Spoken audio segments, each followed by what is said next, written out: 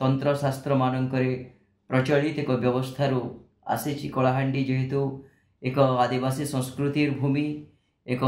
आदिवासी परंपरार क्षेत्र तेणु तंत्रर प्रभाव कलाहांडीर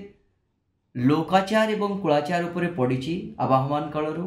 सर्वमंगल मांगल्ये शिवे सर्वार्थ साधिके शरण्ये त्र्यंबके गौरी नारायणी नमस्तुते। जय मां माणिकेश्वरी। वे मां माणिकेश्वरी प्रसिद्ध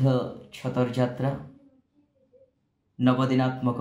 शारदीय दुर्गोत्सव अवसर रे नवमी दिन ऐतिहासिक जेनाखाल रो कलाहांडी राजरास्ता रे सदर महकुमा भवानीपाटनार राजरास्ता को जनसमागम रे भर्ती करी मांकर विजय यात्रा आसे छतर यात्रा आसे। आपण माने से दृश्य देखी रास्तार उभय पार्श्व रे असंख्य छाग असंख्य बोदा बलि समर्पित होती मां को मां को नारे पारा उड़े दिया जाए एवं आपण माने देखी आश्चर्य हेबे एते भिड़ भितरे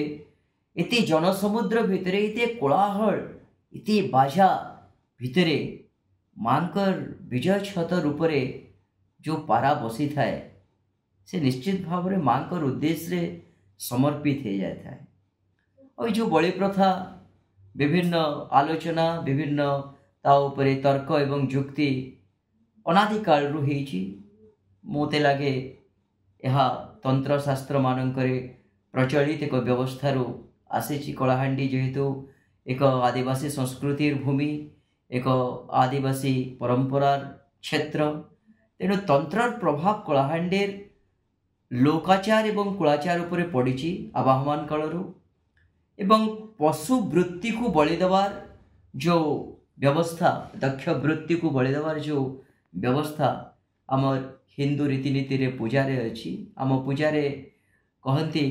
कामम जुहोमि स्वाहा क्रोधम जुहोमि स्वाहा लोभम जुहोमि स्वाहा ये षढ़ रिपु को जलांजलि दे आहुति देकी जड़े शुद्ध चित्तरे मांकर उपासना करे एवं मांकर आशीर्वाद निश्चित भाव में प्राप्त करे सेमिति कलाहांडी रे विश्वास एवं यही शुद्ध चित्तर जो आवश्यकता एक कथा आवाहमान कालरू लोक बुझीचंती एवं तार एक निदर्शन होची एई बलि प्रथा आउ मांकर विजय यात्रा समग्र विश्व रे वर्तमान परिप्रेक्षी रे एक अनन्य उदाहरण एक